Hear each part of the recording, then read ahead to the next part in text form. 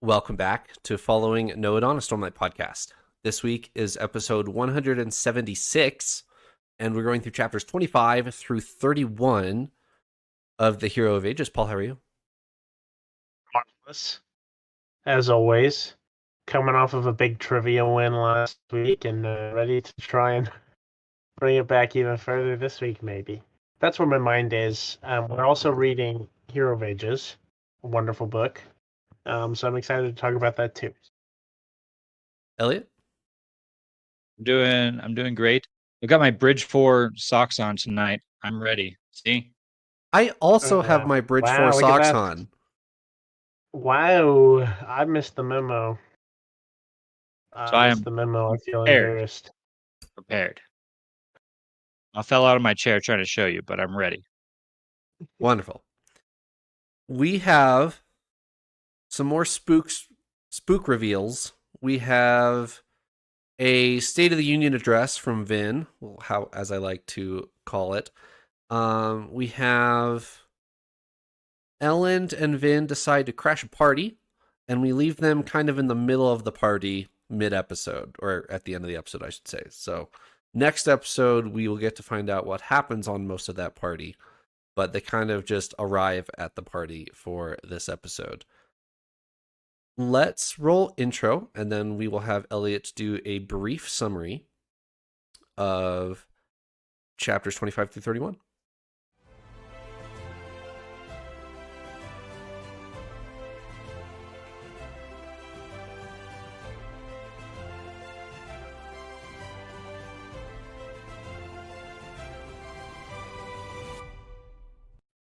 Take it away, Eliot. Okie doke. Chapter 25 through 31.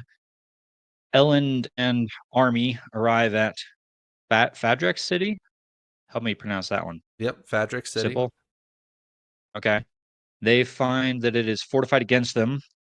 Vin has anticipated their arrival and is ready for them.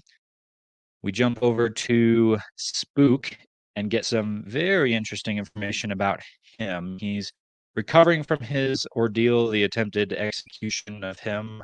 He has some new powers, and we get some hints as to maybe why. And he's definitely still hearing Kelsier, or what he thinks is Kelsier, in his head. Vin, back over with Ellen and Vin in chapter 27. Vin goes into the city to gather information, almost, but doesn't meet up with Hoid, and does get some information though, and comes back with it. And Ellen and Vin decide to sneak into the ball to meet up with Yeoman, and they do so. We go back to Spook and Sazed and Breeze in chapter 29.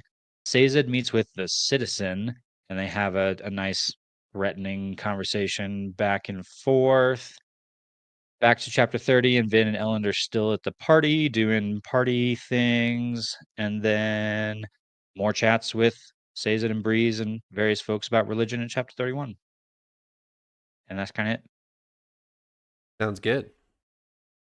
We start off with them arriving at Fadrex, and Vin, in chapter 27, goes on this little spy mission.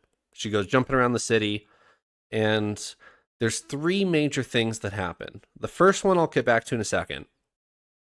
The second one, she looks at her list of informants from Set, and Set says, yeah, Hoid is this beggar, and you can go meet him in the square. And I'm not sure if this is like a deliberate tease from Sanderson at this point, because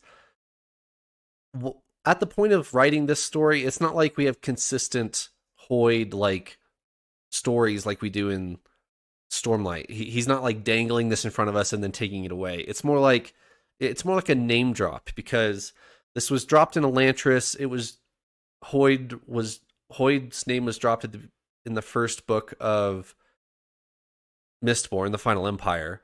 And so if you're paying attention at this point, then you'll be like, well, wait a minute here. This is a recurring character. Kelsier met with Hoid in the Final Empire. So that's all that Hoid really is at this point. What did you guys think of this almost Hoid encounter, but not quite. As a Stormlight reader, this isn't too spoilery. I'm disappointed that we rush with Hoid but don't actually get to talk with him. But I don't think we saw him at all last book. I was looking for him. I was promised Hoid sightings and I didn't notice So one, which makes me feel like I probably missed it. But so you're not alone. I also missed it, but as our comment section told us, he's there. We just missed him. Apparently he is yeah, I believe in it. apparently he's in the convoy of Harrisman that Elend talks to, and then he turns around and goes back to Luthadel. So he apparently Hoid is in that group, and there's a Words of Brandon that confirms that, but that's really the only way to know because there's no real discernible way to know he's there. But he technically right. is there. I do remember that comment, and that's the only way I ever would have known. Right. I never could have picked it out.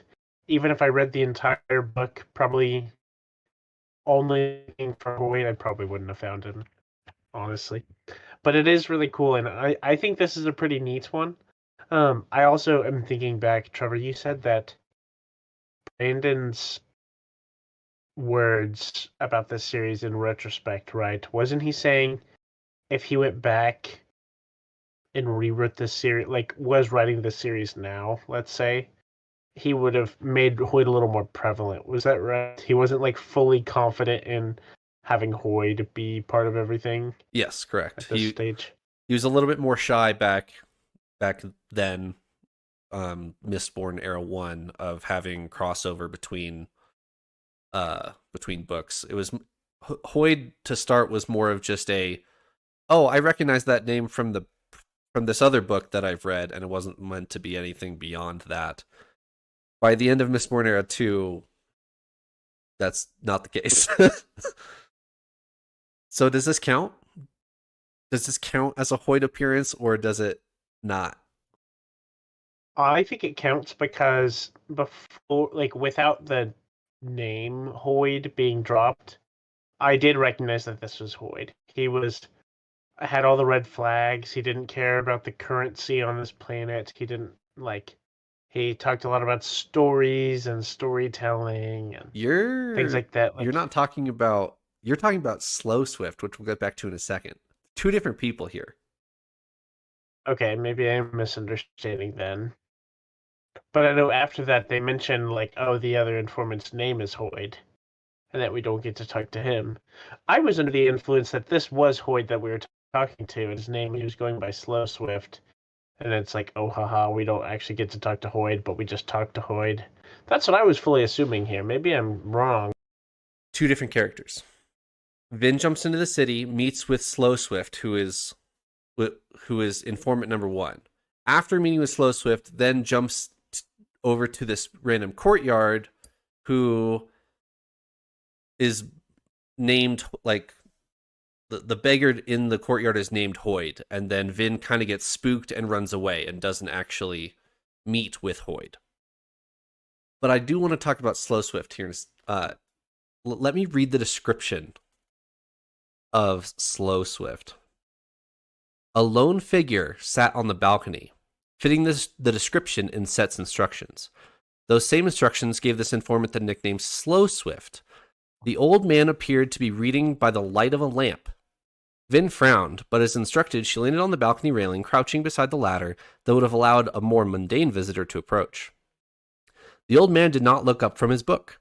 He puffed quietly on a pipe, a thick woolen blanket across his knees. Vin wasn't certain if he noticed her or not. She cleared her throat. Yes, the old man said calmly. I shall be with you in a moment. Vin cocked her head, looking at the strange man with his bushy eyebrows and frosty white hair. He was dressed in a nobleman's suit, with a scarf and an overcoat that bore an oversized fur collar. He appeared to be completely unconcerned about the Mistborn crouching on his railing. Eventually, the old elderly man closed his book, then turned toward her. Do you enjoy stories, young lady? Who is that, gentlemen? It's still just Hoid in my mind. I don't know. I can't think of. as I was reading at that moment, I turned over my notes and I wrote down Hoid sighting exclamation mark. Very very ready to jump to this was Hoid. But then Trevor, as you said, it's a couple of pages later where Vin finishes the meeting with Slowswift and then says, "Oh, okay, next informant on the list, Hoid," and then like almost has that. And so at that point, I was like, "Oh, that wasn't Hoid. Well, who was it?" So this character is confirmed not Hoid. This character is Tolkien. J.R.R. Tolkien. Brandon Sanderson gives Tolkien a cameo in The Hero of Ages, and he is sitting here on the balcony talking to Vin. The later in this dialogue, he talks about Set.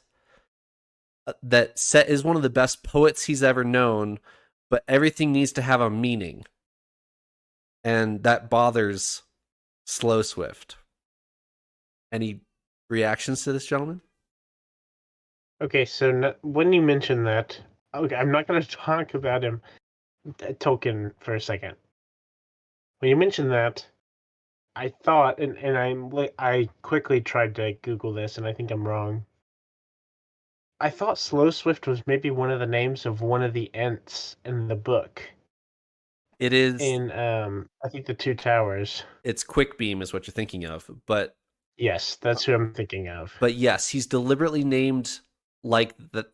He's deliberately named Slowswift as a moniker of a Tolkien type of name. Interesting. So I understand that this is Tolkien, Yes. but my question is, why? Why did Brandon Sanderson put Tolkien a cameo in his books? I think that's neat. I don't know if I've ever seen that before in a book. So I'm curious. So I don't know the answer to your question. And I didn't know this was Tolkien until I went to Dragonsteel and was told this by someone else. And then I looked it up, and Sanderson has confirmed in a Q&A that he deliberately put Tolkien in here. So I don't know the answer to your question. Maybe there's an answer out there somewhere that I just haven't found. That's definitely a pretty cool Easter egg, largely because it's so buried. Like Yeah. you have to dig for that one. And that's pretty cool. I would not have come to that conclusion, although I flipped to the page just because I wanted to like read the description of him again. And there is one thing in that first kind of interaction that does stand out. He says, like you said, "Do you enjoy stories, young lady? What kind of stories? The best kind, of course. The kind about monsters and myths." Myths is Tolkien's thing, for sure. Like Yeah. he talks all the time about, writing myths, and myth maker is like a title he referred to himself by in some of his works, some of his poetry. And so, yeah, that's pretty cool. Do you guys remember me telling you that Tolkien had a cameo in Mistborn? I told you this at the beginning of the Final Empire. I think I do remember that, but I took it as like, oh, maybe like Colossus resemble a troll or so, some like Right. similarity between Middle Earth and where we are. Not like, oh no, literally J.R.R. Tolkien is on the pages of the book, like he, Right. he is written into the story. I wasn't expecting that. I did not think that's what you meant by that. Which is, I'm still kind of taking it in. I I think that's kind of crazy. I think that's pretty neat. So, are there any other authors in any of his books ever? Not that I know of. He'll put in his friends. Like a lot of Bridge 4 are his real life friends. Or Mm-hmm. Michael Whalen, we met earlier in Mistborn. He's like the Scott Beggar dude in the Pits of Hath Sin that we get a random POV from him. But as far as like direct other authors just put into a book, I don't know if it happens again. and I don't know why he did it. Maybe we could ask him someday. The last part of this chapter is she goes to Slowswift, she goes to Hoid, and then she finds that she's being tailed by either a Mistborn or like a mist spirit is what her first instinct is. But then it like extinguishes its metals as if it knows that Vin can pierce copper clouds. So does Yeoman have a Mistborn, or is the Mist Spirit back? Have we seen the Mist Spirit yet? We haven't caught up to it, right? Like Ben keeps mentioning that she sees this spirit in the mist, but we haven't actually caught on to it. But She like but tries, but since the Well of Ascension, have we seen the Mist Spirit? I don't think we have.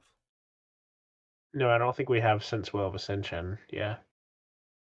And it wouldn't surprise me at all that Yeoman would have a Mistborn in Right. order to hold control of a city and an entire region. We've learned how crucial Mistborn are in the geopolitical, whatever you want to call it. So, would it surprise me? No, definitely not. Yeah. I will probably go out on a limb and say this is not the Mist Spirit. I feel like if the Mist Spirit is going to come back into the story, it'll be more pronounced than this. I think this is just a sneaky Mistborn that knows that Vin can pierce copper clouds for some reason, which we still don't know why that. Like she even thinks to herself, "I still don't know why I can do this, but me and the Lord Ruler could do this." And that's all we get. Yeah. So maybe that'll come back more relevant again. She does also drop a kind of out of context comment here as she's thinking about that Miss Spirit. She thinks to herself about how when she feels the Miss Spirit around, she can tell that it's not ruin. She can Mm, compare the feeling to what she felt at the Well of Ascension when Ruin was released, and she seems very confident that the Miss Spirit is not Ruin.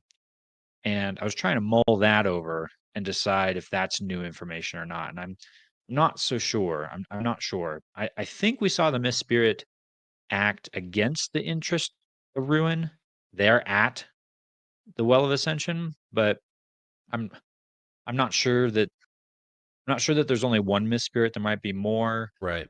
The Mist we seem to be directly equating to Ruin. So for the Mist Spirit to not be Ruin seems odd. Yeah. I don't remember the specifics on it, so I'm not going to hypothesize because I always hypothesize correctly on these types of things, so I'm going to keep my mouth shut. I think it's still in this chapter, maybe the chapter after. Vin and Ellen kind of have a debrief or a state of the book, state of the plot dialogue back and forth, and I want to read it to you guys. Ellen, Vin said, "Tonight, I told someone that I'd stop the ash from falling and turn the sun yellow." Ellen raised an eyebrow. That informant you spoke of? Vin nodded. The two sat in silence. "I never expected you to admit something like that," he finally said. "I'm the hero of ages, aren't I? Even Sazed said so. Before he started to go strange. It's my destiny." "The same destiny that said you would take up the power at the Well of Ascension, then release it for the greater good of mankind?" Vin nodded. "Vin," Ellen said with a smile, "I really don't think destiny is the sort of thing we need to be worrying about right now. I mean, we have proof that the prophecies were twisted by Ruin in order to trick people into freeing him." Eliot, how much credence can we give the hero of ages? In what sense? The concept of the hero of ages, like at all? Like the direct prophecies of the hero of ages will turn the sun yellow, will fix the planet, that type of thing. Is that all fabricated, or is there truth? Is there still true parts to it that Ruin didn't mess up? I mean, great question. Maybe the question. of the book. It's titled The Hero of Ages, Right. after all. It seems, based on the information we got at the end of Well of Ascension with all of Ruin's tampering, like, no. It seems like the Hero of Ages was completely fabricated to free Ruin. Ruin wrote it into a religion, maybe lots of religions, to get somebody to come take the power and release the power and set Ruin free. So, do I think it's a valid something they should be putting stock in? Probably not. But at the same time, it did seem like there was a running theme of Ruin not necessarily introducing new information, but taking existing information and modifying it. Okay. So, is the Hero of Ages a thing and Ruin just adopted it and made it what Ruin wanted it to be? Maybe. Solid maybe. Okay. So then if that's true, so if the Hero of Ages is a thing, but we don't necessarily know what the Hero of Ages needs to do, what do you think the Hero of Ages needs to do? Save the world, obviously. By doing what? I don't know. By beating the Uh, bad guy. it's that's a big question. It's a really big question that I don't, even 2.5 books into the trilogy here, 2 1/3 books. I'm not sure I have all the pieces to know exactly what we're trying to solve yet. I Right. think we firmly can place Ruin into on the bad side of the scale.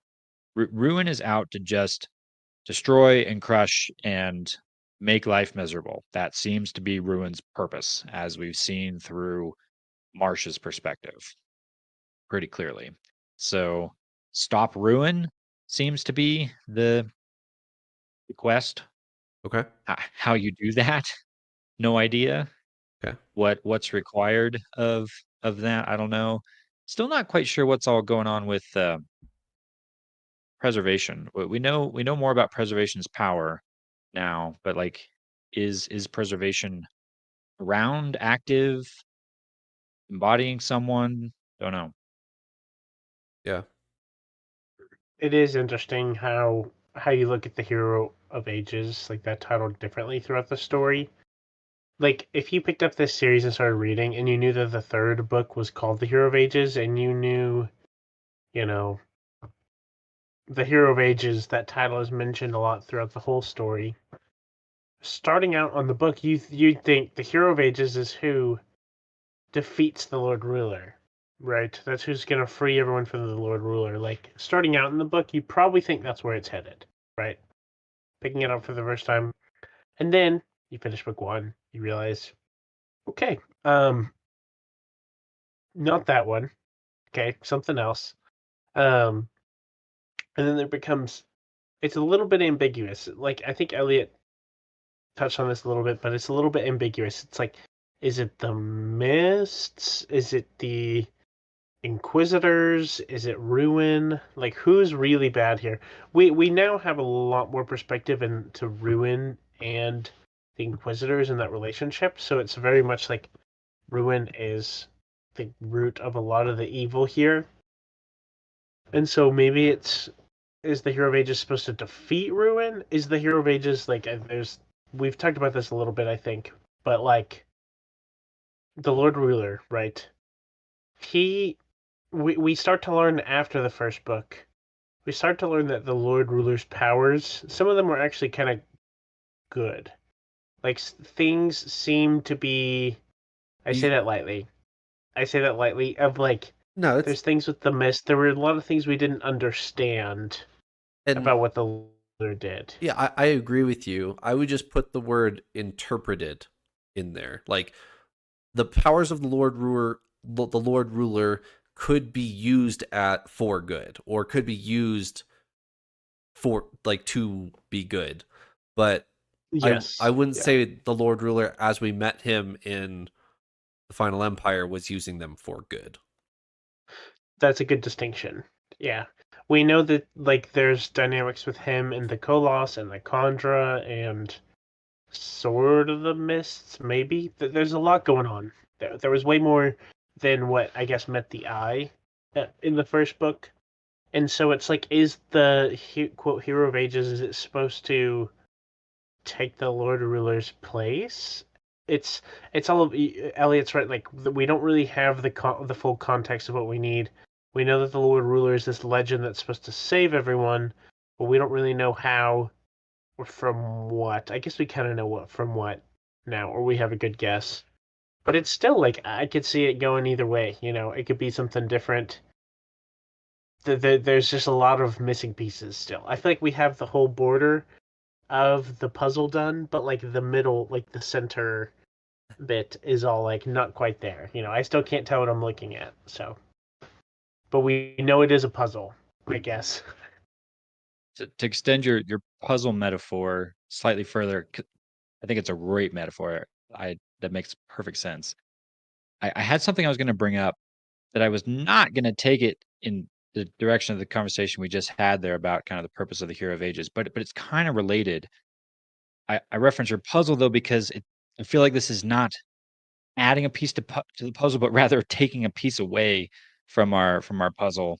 Here's the connection I want to maybe tenuously draw for you guys.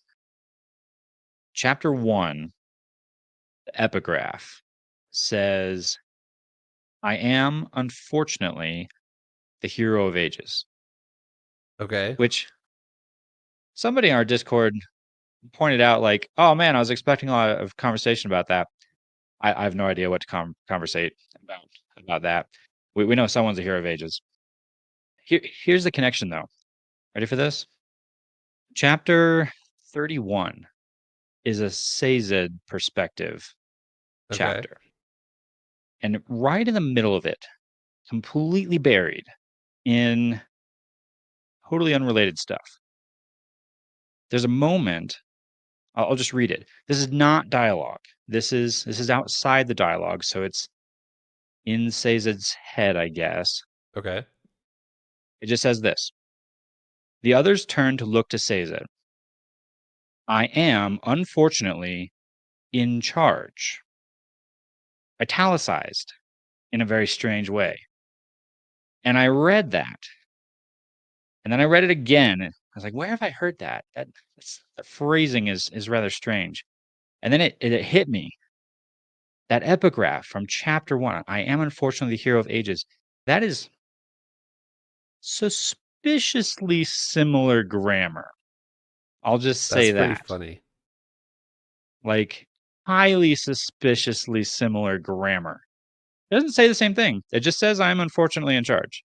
Take that out of context, means nothing. But just the number of commas, the seemingly specific insertion of that word unfortunately, what the heck does that mean? You catch I that? wonder. Did you guys notice that? I didn't. I wonder if I could find somebody else who has that same diction, because you're right. Like the same tone, the same punctuation on the page, I should say. But I wonder. I wonder if I could find something to like disprove that they're similar, and that's just a coincidence or something. I don't know. The conclusion I feel like I want to jump to here is we've been reading all these epigraphs. They've been sharing tons of cool information, which has been great. Uh-huh. We were assuming, based on the events of last book, at least I have been, that it's Vin. That Right. Vin's the hero of And ages. she makes the Right? same assumption, right? Right. Yeah. Yeah. Right. Yeah. We were just talking about that. She claims she's the hero of ages. But the epigraphs don't really seem to be written in her voice. Vin's not super expository. She doesn't sit there and explain things to you Hmm. like the epigraphs tend to do. So I've been a little hesitant to jump to its Vin. And then something like this gets dropped where you're in Sazed's head and he says something in the exact same way that it's communicated to you in one of the epigraphs. Is it Sazed that's writing the epigraphs? Is it his voice? It would seem he is very expository. He will sit there and explain hemalurgy to you. But he's not the hero of ages, Right. right? I mean, Right? I'm not going to confirm or deny said theory. I like it though. I like this theory. I don't know if I've It's ever seen that one. it is such a tenuous little thread to tie the two of them together, Uh huh. but it just seems so, I don't know, specifically worded. I'll leave it at that. It's an interesting catch. That's not what I thought we were going to be discussing on this Spook and Seize It chapter, but okay. Interesting. So, man, I cannot get that out of my head. Uh, the the spook. Let's talk about spook, and then we'll get back to Seize It here in a second. I think I spoiled what happened to Spook last episode. But I feel a little bit better about it because we get a pretty definite answer in this episode. So I don't feel that bad about it. I only spoiled it like 2 Spook chapters ahead of time, because it's pretty obvious at the beginning of, is chapter 26 the Spook chapter, where he's like, Yes. I've got a part of a sword sticking out of my shoulder. I'm going to pull that out. And then the voice is like, no. So, I mean, if you wanted proof of a theory that I accidentally dropped, there you go. I mean, And I was having inklings of something along those lines and was ready to spin some crazy theories thinking it was like end of the book stuff. And then that's when you kind of jumped in and maybe connected a few pieces to the hemalurgy aspect of it. And then yeah, sure enough, 2 chapters later, oh, and by the way, there's a spike in him. Wait, okay, there it is. right. But so now that it's pretty much confirmed for us, are we going to talk about Kelsier and him taking credit for giving him pewter? Like, what is going on? I don't know the answer to this. What is going on? The voice is saying, I gave you pewter. He doesn't mention anything about hemalurgy. Apparently is trying to keep Spook in the dark about it. He doesn't explain anything. He's just saying, I gave you pewter to get revenge. And then there's also a couple like nefarious Kelsier lines in here that you're like, is that really what Kelsier would say? What's going on, Eliot? Exactly what you just said. I'm highly suspicious that it is not Kelsier's voice. We got a dude with a bit of metal embedded in him who now has powers that he didn't have before, and a voice speaking to him soon after the spike arrived in his body. I mean, we've seen this before. We've seen some of this before, or similar-ish stuff. Yeah. Marsh, Zane. That bad things happen when people have spikes embedded them and are taking direction from voices. It it can't be Kelsier. I don't think it is. No way. It also testament to Brandon's really good character writing. The lines we're getting from air quotes Kelsier are like 3 or 4 words long. They're tiny little like hints. Mm-hmm. And yet from 3 words of dialogue, you can go, that's not Kelsier. Like that that's a mark of a good author. Yeah. That I feel like I know his character so well that 3 words spoken by someone, and I can feel pretty confident that it's not the character that I know. That's impressive. Or very misleading if I'm completely wrong. Yeah, you seem pretty confident about that. I am rather. Any input, Paul? So yeah, I have a little bit here. So so I didn't catch on until this read through, which is just my second time reading. I didn't catch on that it was Kelsier like taking credit for it. Uh-huh. Like I didn't catch the sword, like a piece of the sword was left in Spook on the first read through. I must have just missed it. But it is very deliberate to show that. It's very deliberate. And this is this is my second time asking, and it's funny because the other time I was asking this was with Tolkien being put in the story, but I'm like, what? Why? You know? And this is a more logical why of like, why would Kelsier do this? Not why did Brandon Sanderson choose to have another author Easter egg in his book? But I honestly don't understand. I don't understand why Kelsier may want this. I don't know if this is really Kelsier, you know? I Right. think that's honestly the logical choice for me right now is this is not actually Kelsier. Maybe this is an act of Ruin. And maybe Ruin is trying to get Spook to become an Inquisitor or something like that. Right now I don't actually believe that this is Kelsier. Kelsier is a bit chaotic, but I don't know that I think he would be this chaotic, I guess. So yeah, I'm not sure why, but it is very deliberate in showing that. I also thought while reading this, I was like, so does this mean that like basically any sword that has killed someone, I guess killed an Allomancer, is now like a hemalurgic spike, effectively? Like, does it have that property? That's actually So something that I was thinking about with that. so if you notice, the epigraph of either this chapter or the chapter right before it talks about how the place where the hemalurgic spike is placed is really important, and it dictates what power you get. So, no, to answer your question, the I would conclude that you have to use metal to spear a misting, an allomancer, through the heart specifically, and then pierce someone on a specific part of the body. So, either Spook got really lucky and got pierced in the right spot, or there was some sort of divine intervention that caused Sword to go straight through heart and pierce him at a specific spot. So it is possible that the voice Kelsier here did does get to take credit for giving him pewter. He's just not telling him all the specifics of I gave you a hemalurgic spike in your shoulder that's giving you pewter.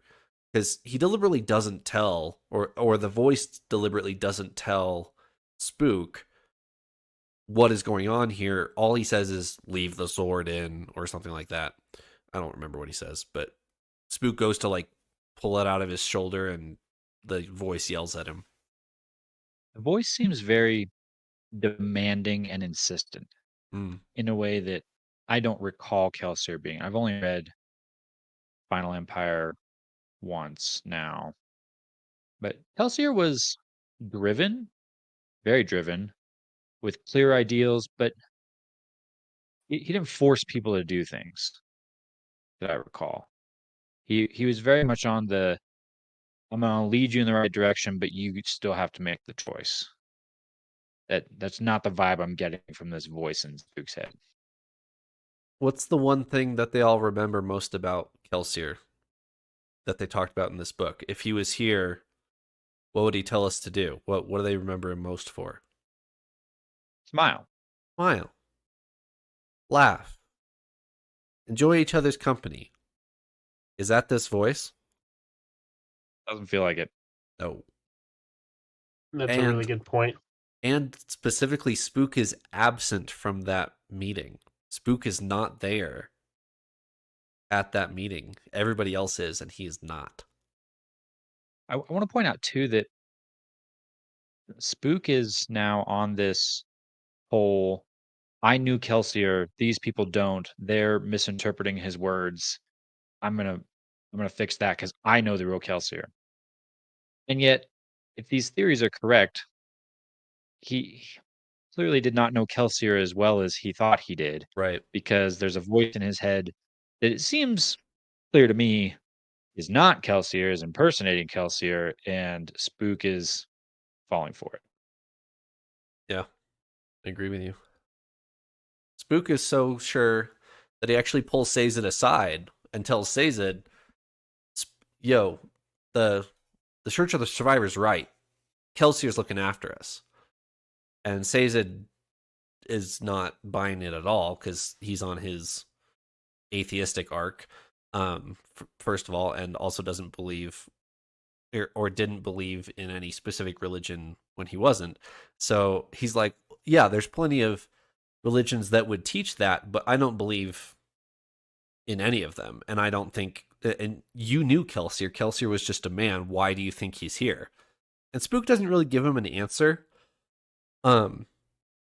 which also might lead me to a headcanon theory of the voice tells Spook not to explain why to Sazed if we're getting full on voice is not Kelsier, voice is evil trained. But Spook does not explain to Sazed why he thinks Kelsier's still with them. But yeah, Sazed doesn't believe so at all. Eliot, you have a Vin quote on the outline. What is it? Oh, you ready? You ready for it? I'm ready for it. I'm gonna talk for a bit on this one.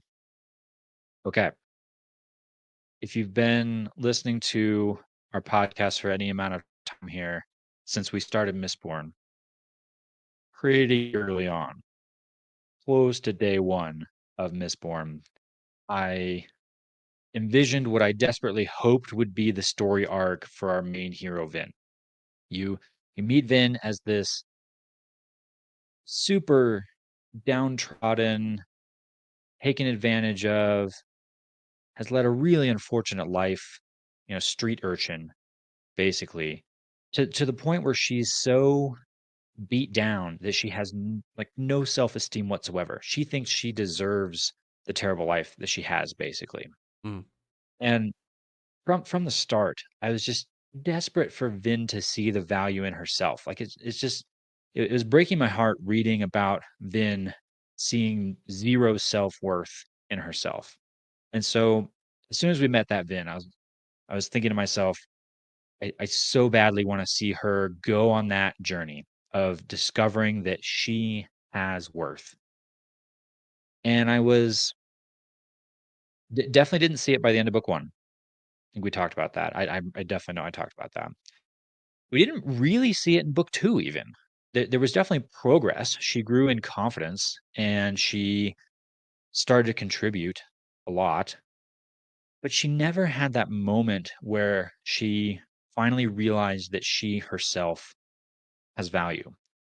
And so I was coming into this book thinking, all right, this is probably my last chance to get that character arc for Vin, assuming that it would come at the end of the book. I think we just got it here. I think we just got it as they're walking into this ball at Yeoman's place. Yeah. Let me just read you. Let me just read you this little description. They waited on the servant, and Vin realized that she'd begun holding her breath. It seemed as if she were reliving a dream. Or was it a fond memory? For a moment, she was that same young girl of 3 years before, arriving at Keep Venture for her very first ball, nervous and worried that she wouldn't be able to play her part. Yet she felt none of that same insecurity. She didn't worry if she'd find acceptance or belief. She'd slain the Lord Ruler. She'd married Ellen Venture. And more remarkable than either accomplishment, somehow among the chaos and mess, she discovered who she was. Not a girl of the streets, though that was where she'd been raised. Not a woman of the court, though she appreciated the beauty and grace of the balls. Someone else. Someone she liked. And then it carries on with the scene. And they enter into the ball. And I didn't cry, but like the tear started to form. It was like, that was it. And it referenced directly in one of the scenes I feel like we talked about with all of her insecurity going into that very first ball and how wearing the dress kind of gave her this false confidence. Vin kind of goes through this journey in the first book of she feels that confidence, but it's not really real. She doesn't feel the value in herself. I think she does now. It was a really heart touching moment, kind of buried in the midst of a more lighthearted chapter. You should narrate books, Eliot. When I listened to Michael Kramer read that, granted I'm listening at like 1.4 speed, so maybe it loses a little bit of the art. But when I listen to Michael Kramer deliver that line, it didn't deliver for me the same way that you just did. You did a great job there. No, That thank is you. really high praise. Michael Kramer is a fantastic reader. This is a side note, but I've begun the audiobook for Elantris recently, and it's not Michael Kramer and Kate Redding. And the I don't remember the name off the top of my head, but he does a fine job, but it's just not the same. It's no Michael Kramer. It's no Michael Kramer. So Anything else for the episode, gentlemen? We do have a Stormlight refresher to get to, but anything else for Mistborn? I think we covered everything I had. I'm pretty freaked out about Spook at this point. Yeah. I don't think we're going in a good direction with Spook. That's what my takeaway from a lot of these chapters is. It's getting a little hairy. it does have all the makings of the bad story, right? He was the boy who wasn't chosen by the girl, Yeah. right? Yeah. He's got all the supervillain archetype things going for him. Feels like he doesn't, isn't useful. He's a tin eye. He's not impactful like the thugs and the Mistborn and stuff like that.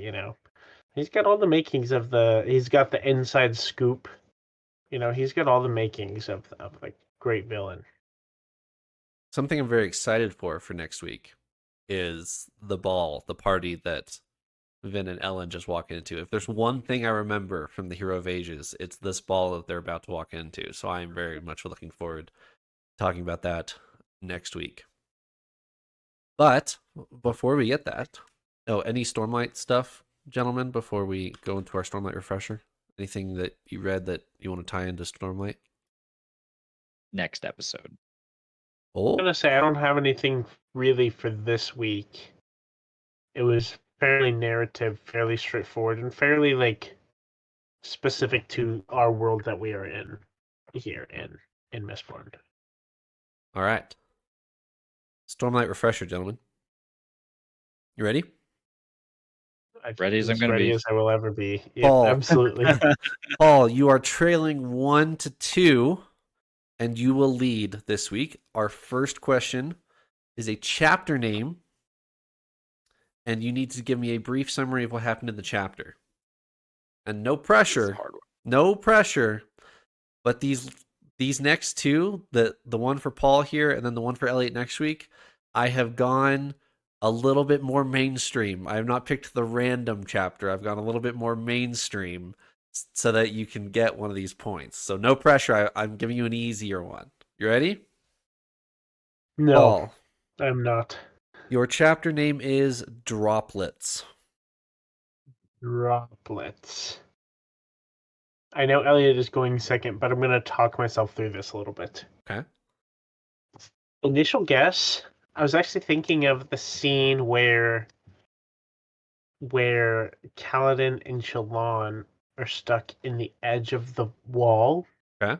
Because I know it's like a big rainstorm coming in. Uh-huh. But that's not my answer, because I don't actually think that the chapter surrounding that is called Droplets. I don't know what Droplets is, so that's where I'm stuck. I don't think it's that, but that's what popped into my mind. Oh dear. You know what? I really can't think of another relevant example, so I'm gonna stick with that. It's the chapter where Kaladin and Shallan are in the wall where the storm is coming in. Incorrect. Okay. Eliot? I'm going to go for a different rain scene. Although I'm starting to second guess that this is not even rain at all. But there's another rainy scene that I can think of that Trevor might be apt to pick, which is Paladin and Tien, I want to say sitting on the roof of their house in the rain, having a conversation. I don't remember if that's when like the little rock collection, the stones like come out that Tien is talking about. I remember a piece of artwork that I've seen that depicts this scene. That's Yep. pretty ingrained in my head. Incorrect. So Thank goodness, because I thought of that afterward, and I was like, "Dang it! I bet it's that chapter because it's the droplets." I was like, not the high storm. It's like the soft rain, the weeping. the Oh, yeah. weeping. That's what I'm looking for. And I remember that scene was a good weeping scene. Anyways, I'm really relieved that wasn't it because I realized I So thought of that too late. you both are on the right tone where it's raining, but not a high storm, and we're having a heart-to-heart with someone. Kaladin walks to the honor chasm, and Syl delivers him the black main leaf because she thinks that's what he wants because he lost it in the slave wagon.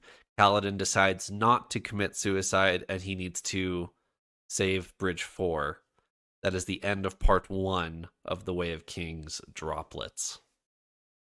That's an iconic scene. It's seriously called Droplets. Droplets. I need to read the chapter title. Yeah, I have to remember that that. actually cracks me up because I did not remember the title droplets anywhere. I mean, it probably should be called The Honor Chasm. Let's be honest. Yeah, you'd think so, honestly. It's hilarious. All right, Eliot, use your quote ID. And for this week, we have a bonus that if both of you get the incorrect answer, I will then read the response and you have a second try, both of you. So here's the first line, goes to Eliot. Don't give me that noble talk. It works fine for others, but I know you for the ruthless bastard you really are. Oh, I can think of 3 or 4 dialogues that this might slot into.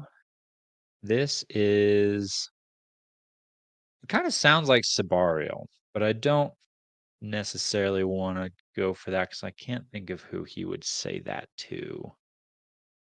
Although maybe. I'm gonna go with I'm not sure exactly what scene this would be in, but I want to say this is Adolin to Sadius. Someone's Oh, talking to Sadius. Someone's okay. talking to Sadius. But I can't think of when. Dalinar's not quite that blunt. It's Adolin. It's Adolin to Sadius. Incorrect. Paul, That's tough for me because I thought that was correct. do you want me to read it again? Yeah, go right ahead. Well, a quick reread. Don't give me that noble talk. It works fine for others, but I know you for the ruthless bastard you really are.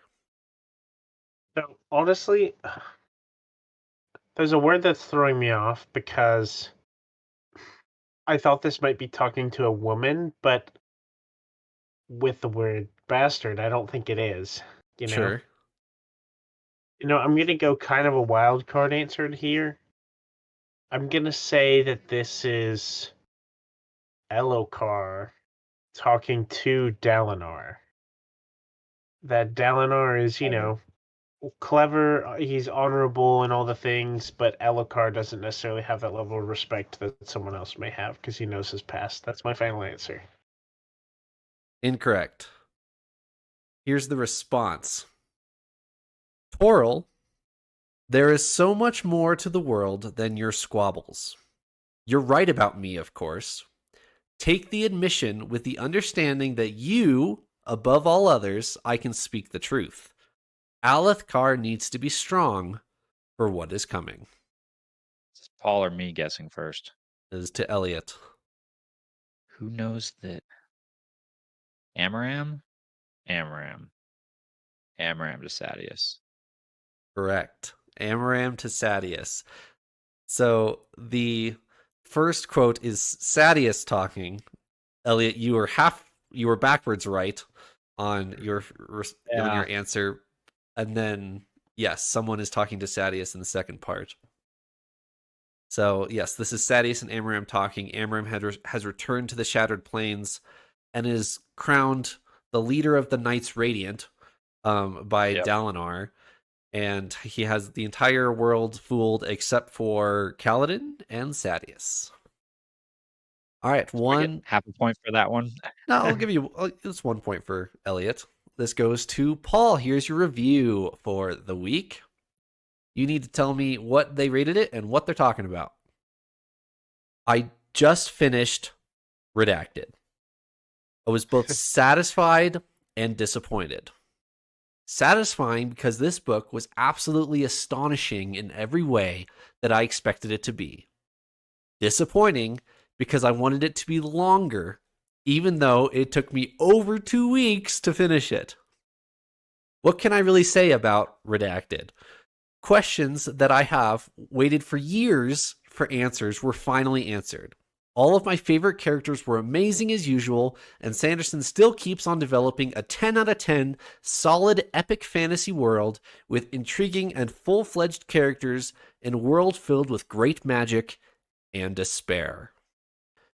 I just don't know how to write a proper review for this without leaving out important bits and without... Sorry, let me read that again. Don't know how to write a proper review for this without leaving out important bits and things here.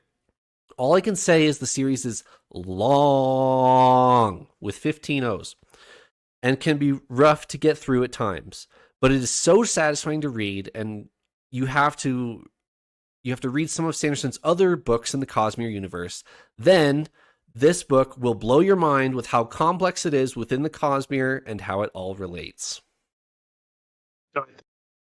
The last part actually has me rethinking. I know this. I'm assuming that this is. So I don't know anything about the Mistborn Era 2, but what I do know is the last book of Mistborn Era 2 is supposedly has the most crossover. So the end of that makes me think that that's a possibility. But since we've never read the book, I don't think Trevor would pull that much of a fast one on us. Yes. Okay. I didn't think so. So I'm going to go with my gut and what I was thinking earlier. I think he rated it a 5 out of 5. Okay. Loves the book. And I'm going to go with Oathbringer as the book. I was debating a lot, and I may deliberate later on, but I'm going to let Eliot guess before I say much more. Okay.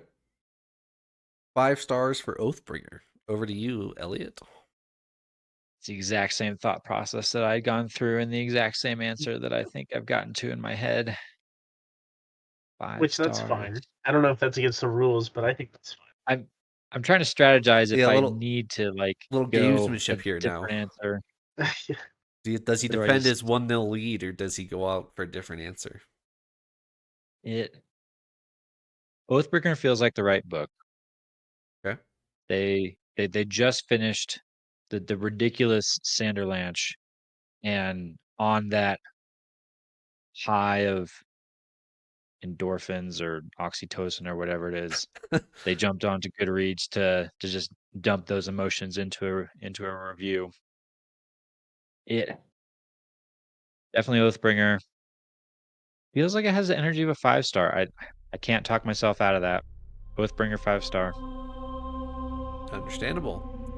You both are correct. This is a 5-star rating of Oathbringer by Brandon Sanderson, written 2 weeks after Oathbringer came out in December of 2017. So somebody was waiting for a long time for Oathbringer and finally got it and was not disappointed. I almost said Rhythm of War, but my initial guess was definitely Oathbringer.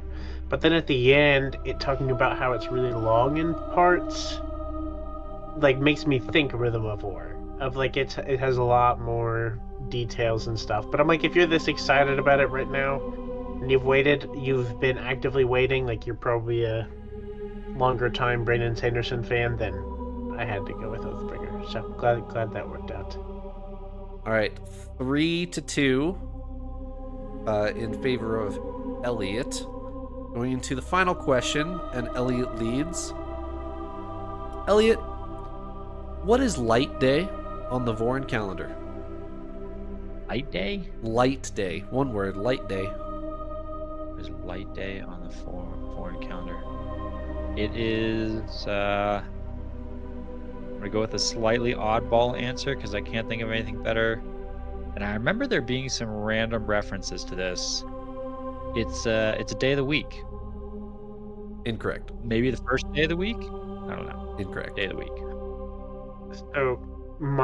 So is it my turn? It is. So my joke, this is not my actual answer. My joke is that's Shalon's birthday because she's also Light Song. Yes. So she just coined her birthday Light Day. as Light Day. Yeah. My answer, which may not be correct, my answer to this is that this is the day after a high storm comes through because all the spheres are recharged and everything like that. Either that or well, no, they wouldn't call it the day that the high storm is there, but I think it has to do with all the spheres and everything being recharged by the high storm. So that's what I'm saying is it's the day after a high storm comes through. Incorrect. So Roshar is on a 2-year cycle. 1 year is 1,000 days, and at the end of the 1,000 days, there is the weeping. And every other year, there's a high storm in the middle of the weeping. So there's 3 weeks of rain, high storm, 3 weeks of rain. Okay? And then it goes back to high storms every 9 days or whatever it is. Light Day is the opposite year where there is 3 weeks of weeping, 1 sunny day with no high storm, and 3 weeks of rain. So it is Light Day is the 1 day of no high storm year in the middle of the weeping. Consequently, the day that they arrive at the middle of the Shattered Plains when it's not supposed to be raining, but ends up there's 2 storms on Light Day, and that's a big deal for their forecast of oh, the world's ending. So, Okay. there you go, there's Light Day. All right. We are 3-1 up for Eliot going into next week. Thanks for joining me, Paul and Eliot. Squeaked it out. See you next time. Absolutely. I'll be back. I'll be back.